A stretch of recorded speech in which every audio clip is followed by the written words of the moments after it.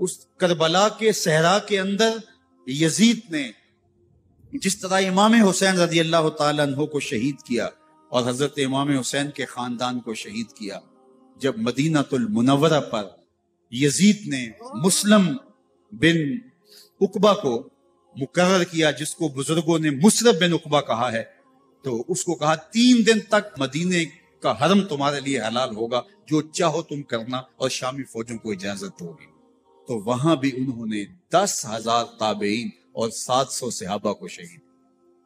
حضرت ابو سعید خدری رضی اللہ تعالیٰ عنہ گھر سے باہر نکلے، کافی بوڑھے ہو چکے تھے، تو انہوں نے حضرت ابو سعید خدری کو پکڑ لیا، کہا تم کون ہو؟ کہا مجھے ابو سعید خدری کہتے ہیں۔ تو کہا ہاں تمہارا نام سنا ہے، اور داڑھی سے پکڑ کے کھینچا اور کہا کہ ہے تمہارے پاس جو ہمیں دو؟ تو کہا کہ میرے پاس تو کچھ بھی نہیں، میں تو فقیر آدمی۔ تو ان کے گھر ان کو لے گئے، تو 2 کبوتر رکھے تھے حضرت ابو سعید خدری نے، تو وہ کبوتر لوٹ کے لے گئے۔ تو ایک خاتون کے ابھی بچہ پیدا ہوا تھا، اور قابلہ نے، دائیا نے وہ بچہ ماں کی چھاتی پہ لٹایا، اور وہ ماں کا پہلا دودھ پی رہا تھا۔ تو یہ جا کے کہنے لگے نکالو تمہارے پاس جو کچھ ہے، جو کچھ ہے وہ ہمیں دو، ورنہ تیرے بچے کے نہیں چھوڑیں گے۔ تو ماں بچے سے مخاطب ہو کے کہتی ہے، ابھی بچہ پیدا ہوا ہے اور ماں سے پہلا دودھ پی رہے، کہ بیٹے اگر میرے پاس کچھ ہوتا، وہ قیمتی سے قیمتی چیز بھی ہوتی، تیری جان کے لیے قربان کرتی، لیکن اس وقت میرے پاس کچھ ہے نہیں۔ تو ایک شکی آگے بڑھا اور بچے کو ایک ٹانگ سے پکڑ کے کھینچ کے دیوار کے ساتھ پٹک کے مار، جس سے دماغ کا بھیجا نکل گیا۔ کیا کیا زیادتیاں نہیں کی۔ 700 صحابہ حرہ کے واقعہ میں شہید کیے یزید نے، اور 10,000 تابعین شہید کیے۔ مسجد نبوی میں ممبر رسول کے ساتھ گھوڑے باندھے، اور وہ ممبر رسول اور مصلی رسول کے قریب لید کرتے رہے۔ 3 دن تک مسجد نبوی کے اندر گھوڑے بندھے رہے، اور مدینہ کی حرمت پامال کی۔ مدینہ کے گھروں کے اندر یہ بد کماش داخل ہوئے، اور جو بدکاریاں انہوں نے کی، کلیجہ منہ کو آتا ہے۔ 1002 شیزائیں ان بدکاروں کی بدکاریوں کی وجہ سے کنواری حالت کے اندر حاملہ ہو۔ 3 دن تک مدینے کا حرم انہوں نے پامال کیا، اور پھر مکہ المکرمہ میں کعبہ اللہ پر گولے برسائے، اور کعبہ کا غلاف جل گیا۔ وہ تو یزید مر گیا، اور حضرت عبداللہ ابن زبیر رضی اللہ تعالیٰ عنہ نے اپنی خلافت کا اعلان کیا۔ یزید کے یہ کرتوت تھے، ادھر اہل مدینہ کو ستایا، ادھر اہل مکہ کو ستایا، اور رسول اللہ صلی اللہ علیہ وسلم کے خانوادے کی بے حرمتی اور توہین کی۔ نہ صرف انہیں قتل کیا گیا، ان کی لاشوں پہ گھوڑے دوڑائے۔ ابن سعد اور شمر جو ہے وہ خیموں میں داخل ہوا، اور مخدرات اسلام چادریں چھیننے کی کوشش کی۔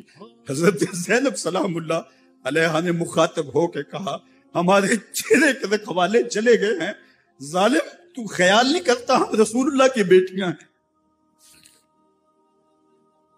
حضرت شہربانو، حضرت زین العابدین اور حضرت زینب سلام اللہ علیہ، ان تینوں کو ایک اونٹ پہ باندھا گیا، اور باقی اونٹوں پہ باقی سادات کو، حضور کی شہزادیوں کو باندھا گیا، رسیوں میں جکڑا گیا، اور اونٹوں پہ باندھ کر کے کوفے کی جانب آگے آگے شہیدوں کے سر چل رہے ہیں، اور پیچھے یہ قافلہ چل رہا ہے۔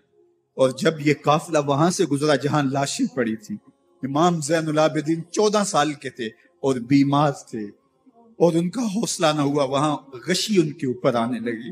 اور وہ منظر ابن کثیر نے، باقی لوگوں سب نے لکھا ہے کہ پھر جب ان کی یہ حالت ہوئی تو پھر سیدہ زینب سلام اللہ علیہ، جنہوں نے ابھی تک بڑے حوصلے کے ساتھ ساری مشکلات کا مقابلہ کیا تھا، اب ان کے بندن ٹوٹ گئے اور آنکھوں سے آنسو بہنے لگے، اور سیدہ زینب تھے